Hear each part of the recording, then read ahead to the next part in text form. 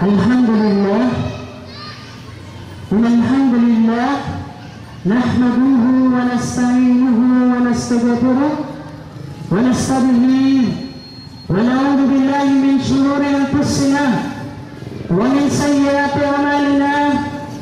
Man yahdihillahu fala mudilla lahu wa man yudlil fala hadiya lahu. Ashhadu an la ilaha illallah wahdahu la sharika lahu. له الملك وله الحمد وهو على كل شيء قدير واشهد ان محمدا عبده ورسوله صلى الله عليه وعلى اله وصحبه ومن تبعهم باحسان الى يوم الدين. اما بعد, assalamu alaikum warahmatullahi taala. Salata mga kapatid na Muslim at sa mga kapatid namin, mga kababayan namin Kristiyano, naway sumayin nyo ang patnubay at gabay ng Allah subhanahu wa ta'ala sa araw na ito. Sumayin niya Allah ang mga baging, ang pinakamawain, ang lahat ng pagpupuri at pasasalamat ay nauupan naman sa nag-iisang Panginoon na si Allah subhanahu wa ta'ala, na kung saan sa Kanya lang tayo humihingi ng lahat ng ating pangangailangan, at sa Kanya tayo ay nagbabalik loob. At sino man ang kanyang patnubayan sa tuhod na ng das ay walang makapagliligaw kahit magsama-sama ang lahat ng mga nilalang sa kalangitan at kalupaan.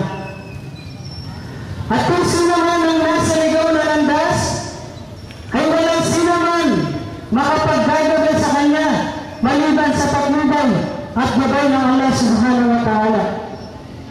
Ako'y sumasaksi na walang ibang Diyos na dapat sambahin maliban naman ang dakilang Panginoon na si Allah, na tagapaglikha ng lahat ng bagay na nakikita at hindi natin nakikita. At ako'y sumasaksi na si Muhammad sallallahu alaihi wasallam naway sumakanyang kapayapaan at ang habag ang pagpapala ng Allah subhanahu wa ta'ala, at hanggang sa kanyang mga pamilya at kanyang mga tagasunod hanggang sa araw ng paghukom.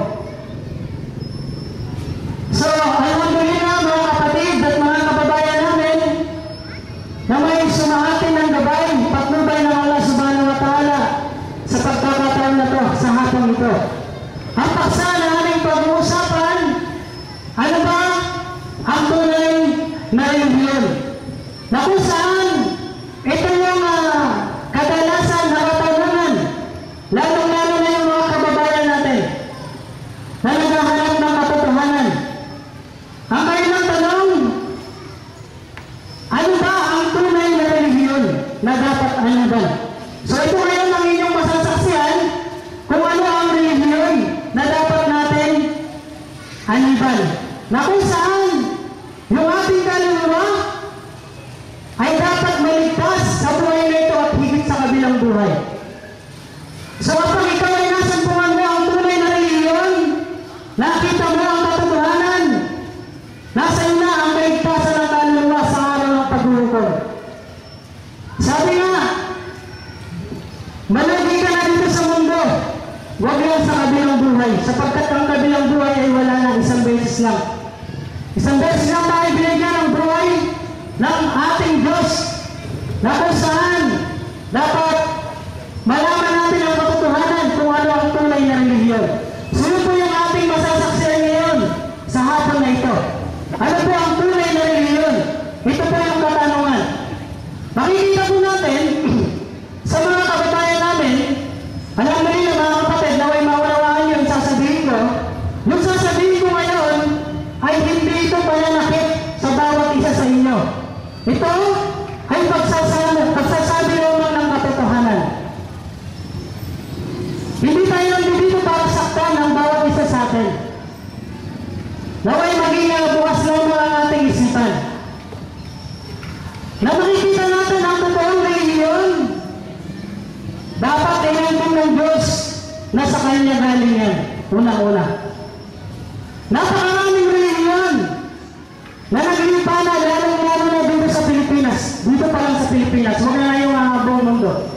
Dito pa lang sa Pilipinas. Yung sekta ng Kristyanismo, makikita po natin, napakaraming sekta ng Kristyanismo. Isa na rito yung born again. Firstborn, kinabibilangan ni Pastor Baladal. Dating daan, Iglesia ni Cristo, at marami pang iba. Sila yung nag-declaim na nasa kanila ang tunay at tamang kaligtasan, ang tunay na relihiyon. Ngayon, ito ngayon ang tanong natin. Yung relihiyon na kinahangan niyo ba niyo o tinatag niyo? Ang tanong dito, yan ba ay inangkin ba ng Diyos na sa Kanya galing? Yung po yung unang tanong kagad natin. Kasi para malaman natin kung ano yung totoo na relihiyon, unang-una, dapat yung batayan na yan, inangkin muna ng Diyos na sa Kanya galing yan.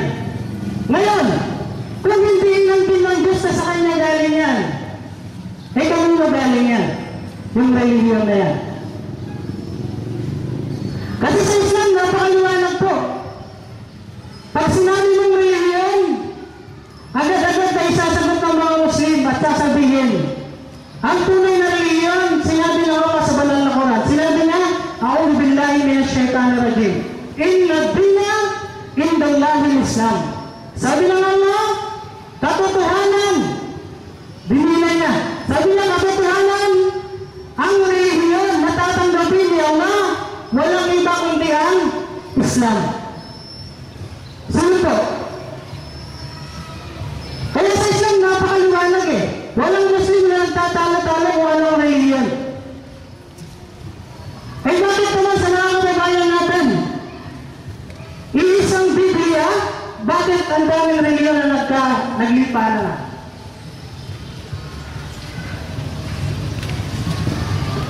Maraming relihiyon na kung saan lumitaw na nanggaling sa Biblia. Ngayon, sa dami na yan, alin ba talaga ang tunay na galing sa Diyos dyan, na nanggaling dyan sa Biblia na yan? Yun nga yung unang tanong natin, dapat inangkin po ba ng Diyos na sa Kanya galing yung relihiyon na yan? Kasi, pagka yung tao ang nag-claim lamang, eh mahina pong basihan yan. Ang magbibigay ng tunay na relihiyon, dapat sinabi muna ng Diyos yan. Sinabi ng Allah, sinabi ng Panginoong Diyos na sa Kanya galing yung relihiyon na yan. Kaya sa Islam, pangalawang sinabi ng Allah subhanahu wa ta'ala, Al-yawma akmaltu lakum dinakum wa atmamtu alaykum ni'amati wa raditu lakum al-Islam dinan. Sabi ng Allah, ang relihiyon, walang ibang tatanggaping relihiyon maliban sa Islam. Sabi niya sa araw na ito, pinagiging ganun po ang relihiyon. Ang inyong relihiyon, ginawa kong ganap. Ha? Ginawa kong ganap at binigay ko yung biyaya. At pinili ko ang relihiyon Islam bilang inyong relihiyon. So sino pumili? Si Allah subhanahu wa ta'ala mismo ang nagsabi na sa Kanya galing ang relihiyon at siya mismo ay nagsabi na ang Islam ang kanyang pinili na kung saan ito lamang ang relihiyon. Pangatlong sinabi ng Allah subhanahu wa ta'ala sa Quran, وَمَنْ يَبْتَغِ غَيْرَ الْإِسْلَامِ دِينًا فَلَنْ يُقْبَلَ مِنْهُ وَهُوَ فِي الْآخِرَةِ مِنَ الْخَاسِرِينَ. Sabi ng Allah, sino man ang maghanap, umanig, magtatag ng ibang relihiyon maliban sa Islam, kailanman na hindi niya tatanggapin yung relihiyon na yun na itinatag, na umanig sa ibang relihiyon, kailanman sa araw ng paghukom hindi tatanggapin ng Allah subhanahu wa ta'ala. Kaya ito, ang batayan, ito po yung tatlong sinabi ng Allah subhanahu wa ta'ala sa banal na Quran. Dapat ang batayan, unang batayan, matibay na batayan, inangkin ng Diyos na sa Kanya galing yung relihiyon. Kasi kung hindi inangkin ng Diyos yan, eh kaninong relihiyon yan? Malamang itinatag lamang ng mga tao. Katulad ng itinatag ni Pastor Baladal dito sa Baseco, yung firstborn. Itong tanong natin, inutos ba ng Diyos na itatag ni Pastor Baladad yung firstborn dito sa mundo? Ha?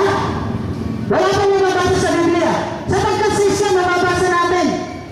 Yung reliyong Islam ito ay pinakulitos na. Kay Abraham, kay Noah. Si Abraham ko yung ama ng mga mananampalataya. Tinatawag ko siyang Hanifa. Hindi mo siya nagtambal ng kahit anuman sa pagsamba maliban lamang sa nag-iisang si Allah subhanahu wa ta'ala. Ay ang sinasabi, sa banal na Quran si Abraham ay isang Muslim. Ano ba ang reliyon ni Abraham? Hindu ba? Kristyanismo ba? Wala pong mababasa sa Biblia. Pero sa Quran, mababasa natin kung sino si Abraham. Wa ma kana Ibrahim hanifan wala nasraniyan walakin kana hanifan musliman.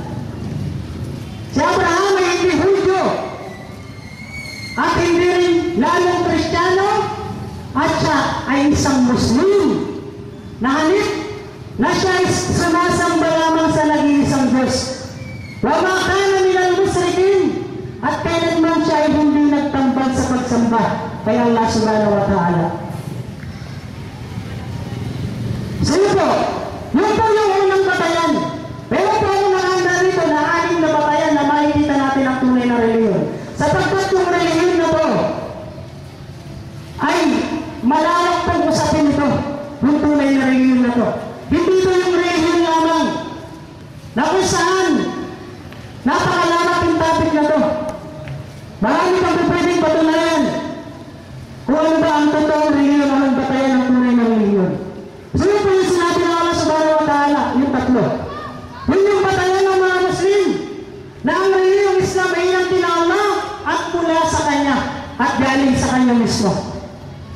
At walang tatanggaping reliyon maliban lamang sa Islam. Dahil ang Islam, ito yung ipinabuhay ng lahat ng mga propeta, yung tuwid na landas.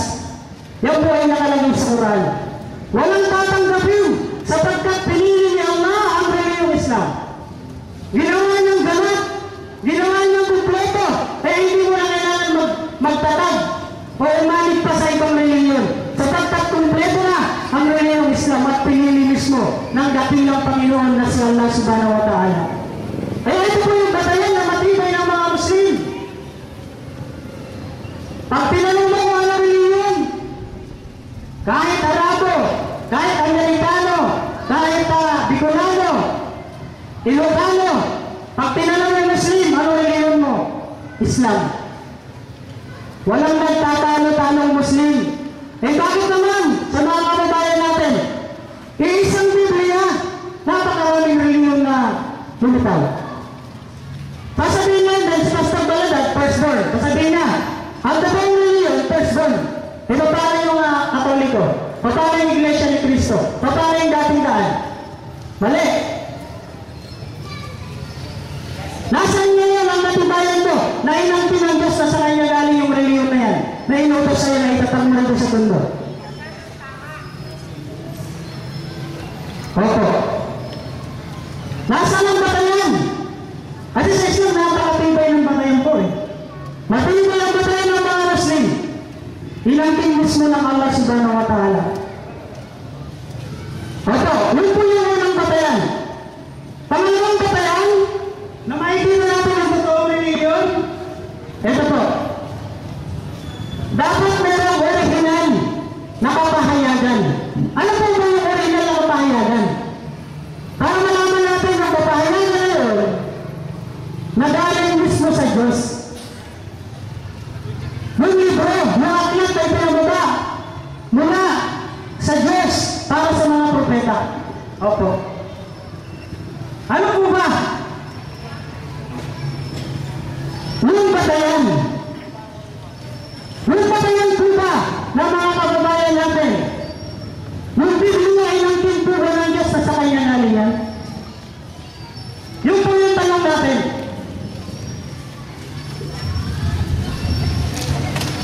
Yun yung katanungan natin. Na kung saan yung Biblia, kasi natin. Ito ang tanong natin. Pangalang batayan na makikita natin ang totoong reliyon. Inangkin ba ng Diyos na sa kanya galing yung kanyang kasulatan, yung Biblia na yan? Sinabi ba ng Diyos, Biblia ko yan, galing sa akin yan. Pero kung bang mababasa sa Biblia? Wala. Pero sa Quran, mga kapatid, sinabi ba ng Allah na sa kanya galing yung Quran? Inangkin ng Allah? Ano sabi ng Allah? Tanzilul kitabi la raiba fihi min rabbil alamin. Sabi ng Allah, ito ang kapahayagan ng Quran, ang aklat, na walang pag-aalinlangan na mula sa Panginoon ng lahat ng mga nilalang. Allahu Akbar. Inangkin ng Allah na sa kanya galing yung Quran na ito ay mula sa Panginoon ng lahat ng mga nilalang. Yung Biblia ay inangkin ba? Sinabi ba ng Diyos ayon sa Biblia? Inangkin ba ng Diyos? Yung Biblia na yan, galing sa akin yan. Eh, nababasa mo ba tayo? Wala. Pero sa Quran, inangkin ng Allah na sa kanya galing. Sabi ba niya, dahil kay kitabu na rin gabihan, hudan mo ang magtakin. Ito ang Quran, ito ang aklat, na walang pag-aalinlangan. Para sa mga tao, ito ay gabay. Para sa mga taong may tunay. Ha? Na pagkatakot kay Allah subhanahu wa ta'ala. Ito palang Quran na to, ay patnubay, gabay, sa sangkatauhan. Kaya yun po yung pangalawang batayan, dapat ay ang pinto. Actually, ano yun po? Sa banal na Quran, nandun pa rin yung Arabic na ibinaba kay Propeta Muhammad sallallahu alaihi wasallam. Hindi po nadagdagan at hindi rin po nabawasan. Kaya yung Biblia, yung tanong po natin sa kanila, nasaan na po yung original na salita ni Jesus Christ na Aramaic? Pero kung ba kayo i-present, ipapakita sa amin ang original na Aramaic na salita ni Jesus Christ, yung salita ni Moses, ni Musa alayhi salam, yung Hebreo, nasaan na? Eh, mabasa mo tayo? Eh, hindi naman sila Amerikano, bakit English ang ginagamit mo? At lalo naman hindi sila mga Pilipino, bakit Tagalog ang ginagamit mong Biblia? Sa Jesus, Amerikano ba? Pilipino ba siya? Bisaya ba? Aramaic siya? Taga-Palestine siya. Yung salita niya, Aramaic. So, nasaan nyo yun yung original na yan? So, yun po yung batayan na pangalawa.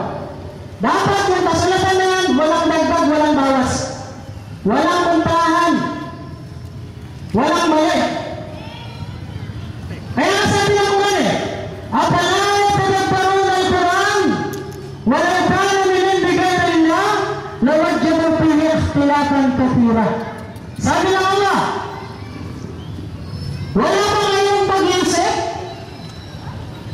Hindi ba yung pinag-iisipan ng Quran na itong Quran na to, kung hindi galing sa Panginoon ng lahat ng mga nilalang, katotohanan makakatagpo kayo dito ng maraming kontrahan.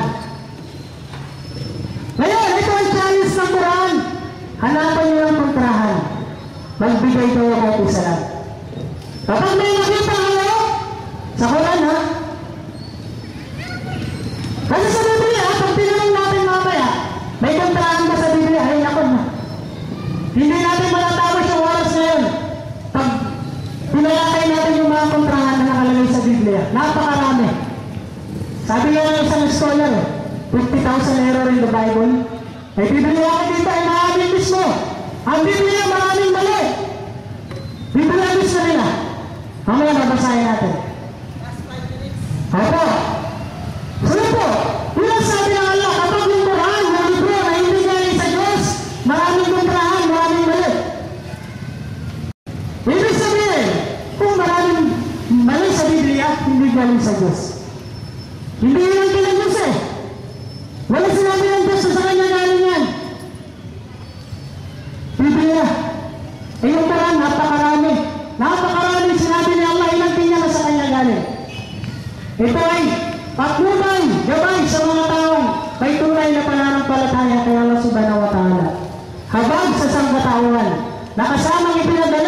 ng Propeta Muhammad sallallahu alaihi wasallam. Sino? Sabi pa nga ng Allah, kung lain istamatil insan wal jinna ala ayatu bimithlihi walau kana ba'duhum li ba'din dhahira. Sabi ng Allah, kung kayo magsama-sama, mga jin, mga tao, para gumawa kayo ng Quran, kailanman hindi kayo makakagawa ng Quran. Bakit? Kahit magsama-sama kayo, magtulungan kayo. Sabi nga mga kahit isang sura na lang, isang chapter, hindi nyo kayang gawin ng katulad ng Quran. Bakit? Dahil walang makakagawa ito. Bakit? Dahil ito ay katotohanan na mula sa Panginoon ng Allah subhanahu wa ta'ala. Walang challenge sa Quran. Gumawa kayo kahit isang chapter lamang ng Quran. Patunayan nyo na may mali, may kontrahan sa Quran. Hanapan nyo ng kulang at dagdag at bawas. Yan. Yan po yung pangalawa na batayan na maintindihan natin ang katotohanan. Ha? Last 3 minutes. Okay.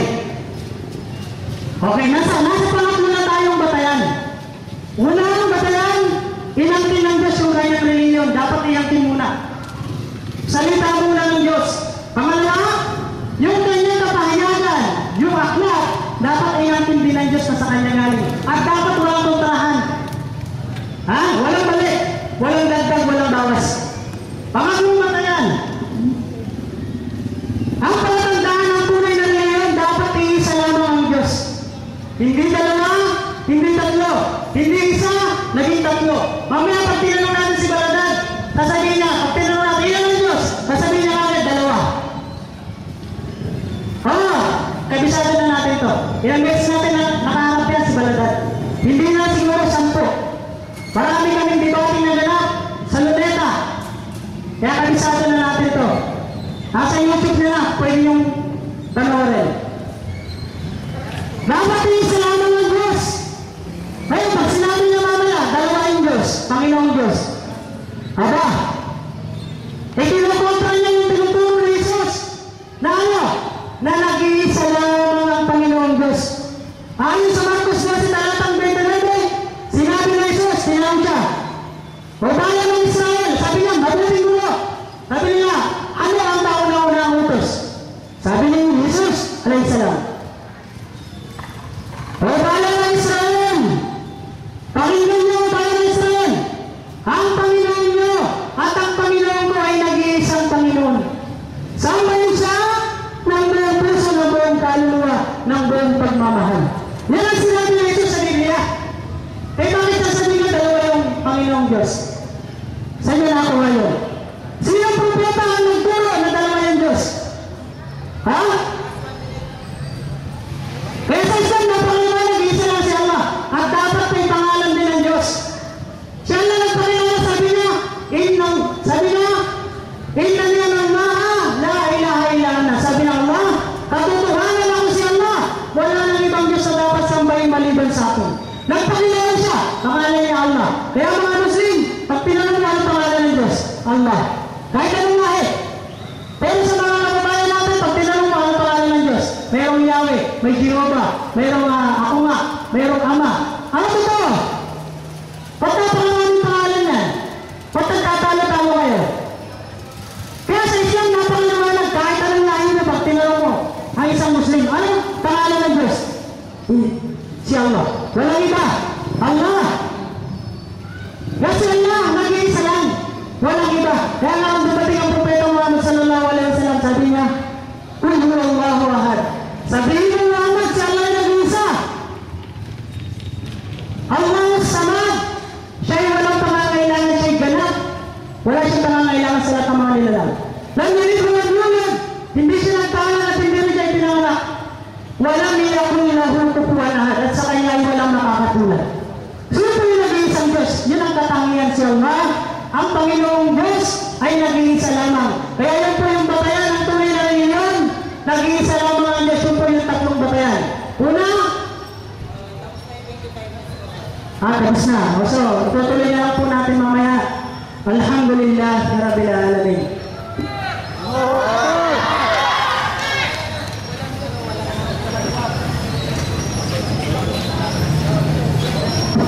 Hello, tapos na si kapatid na Bashir.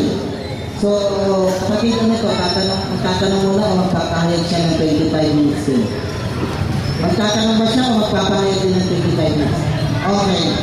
Magtatanong ka, Pastor Cesar ng limang tanong.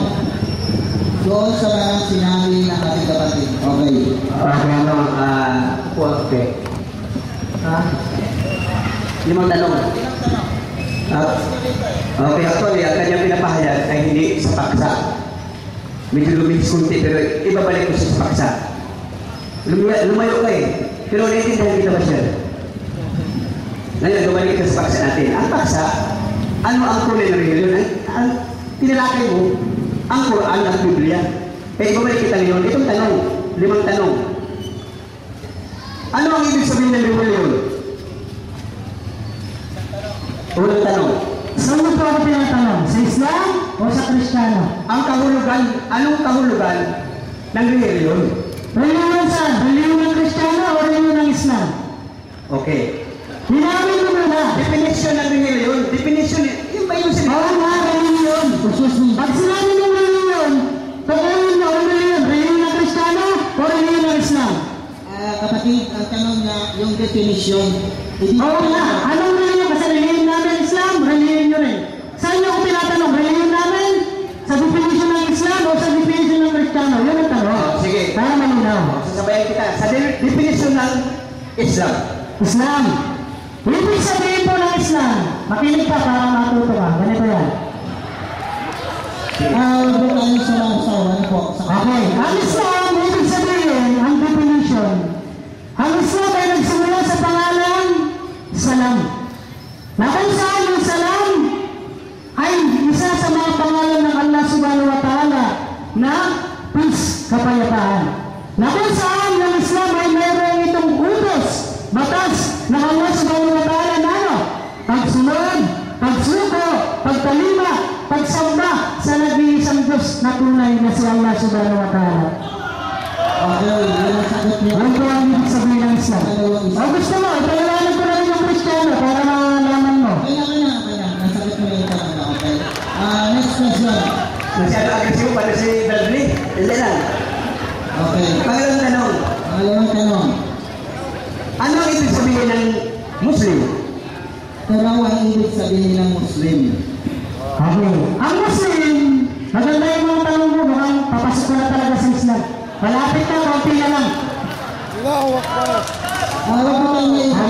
Sa kanila yung po ito. Huwag po tayong sumali. Pag sinabing Muslim, kailangan malawak ang pangunawa mo. Hindi lamang Muslim na tao. Pag sinabing Muslim, lahat ng nilalang ni Allah Subhanahu wa Ta'ala na sumusunod, sumusuko, tumatalima, sumasamba sa nag-iisang Diyos na si Allah, Muslim siya. Yun po ang ibig sabihin ng Muslim. Kapag ikaw ay sumunod sa batas ng Allah, matatawag ka ng Muslim.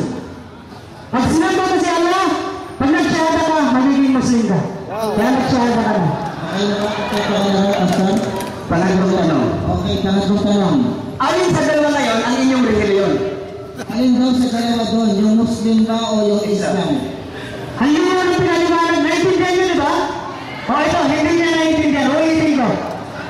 O alin sa dalawa? Okay, ganito po yun. Pag sinabing Islam, yun po yung reliyon. Kaya namin sinasaling reliyon yan para maunawaan nyo. Kasi pag sinabing Islam, bilang isang Muslim, alam na namin yung way of life. Panangkunan ng buhay. Na kung saan, hindi ka kikilos maliban sa batas ng Islam, sa batas ng Quran, at sa batas ng hadis ng Propeta Muhammad sallallahu alaihi wasallam. Yun po ang reliyong Islam. Yung Muslim, siya naman yung sumusunod sa batas ng Islam. Talinaw po. Okay. Pangatlo. Naintindihan mo na. Apat na kapatid. Pangapat.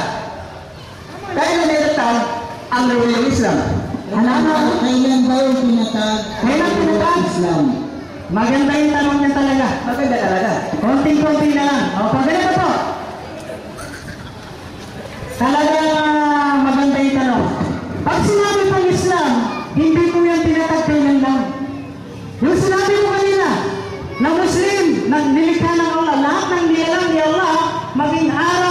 maging ulap, maging hangin, bituin, lahat ito, mga Muslim ay mga punong kahoy. Na kung saan sumusunod kay Allah subhanahu wa ta'ala. Ang Islam ay tinatag 50,000 years before the creation. Bago talikay ng mundo, may Islam, may Muslim na to. Opo. Hinapagpanan natin para maintindihan mo. Okay. Unang nilikha, sabi ng Propeta Muhammad sallallahu alaihi wasallam, may nagtanong, galing ng Yemen, nung panahon ng Propeta Muhammad, kailan nagsimula ang Islam? Nagtanong yung tao yun. Sinagot ng Propeta Muhammad sallallahu alaihi wasallam, Hanallah, walam yakun ma'ahu shay. Wa fi riwaya qablahu wa yakun qablahu shay. Sabi ng Propeta Muhammad sallallahu alaihi wasallam, Inna awalam ma khalaqa Allahu al-kalam thumma qala la yakun fajara bitilka as-sa'a bima huwa qailun ila yawm as-sa'a. Tagalogin natin para maintindihan niya. Sabi ng Propeta Muhammad sallallahu alaihi wasallam, unang nilikha ng Allah, panulat. Yung panulat nilikha ng Allah, 50,000 years bago likhay ng mundo, bago likhay si Adan. Nagkaroon ng Islam noong panahon na yun. Bakit?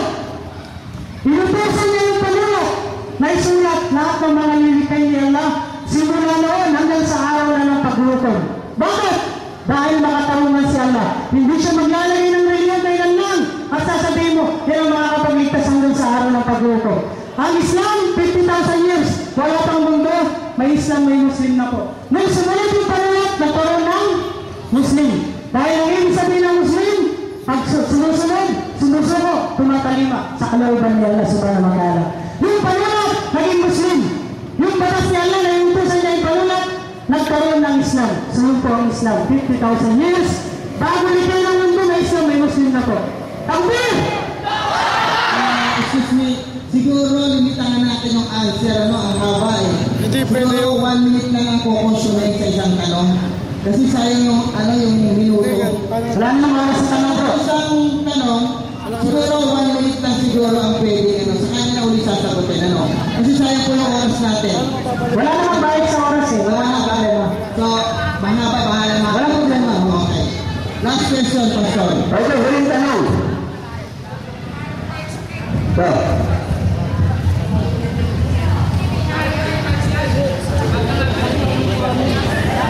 ilan, 5. Last question na, Pastor. Okay. Hindi ba si Muhammad ang nagtatag ng Islam? Nalunda na nga yung sinabi ko eh. Alam na nung mga nakikinig ko, hindi pa si Propeta Muhammad ang nagtatag ng Islam. Itinatag ang Islam, ulitin ko ulit. Bago likhay ng mundo, may Islam, may Muslim na. Wala pa si Propeta Muhammad. 50,000 years. Wala sa mundo. Opo, itinatag na rin yung Islam. Ayun po. Okay, timali na. Okay, tapos na. Tapos na? Okay. Yung matanong mo. Kapatid natin si Pastor Balagrat, siya naman ngayon ang titindig sa 25 minuto. Okay. Okay na, huwag muna ako. Wala kang itatanong. Kasi 5 tanong lang pala. Okay. Babalikan kita mamaya.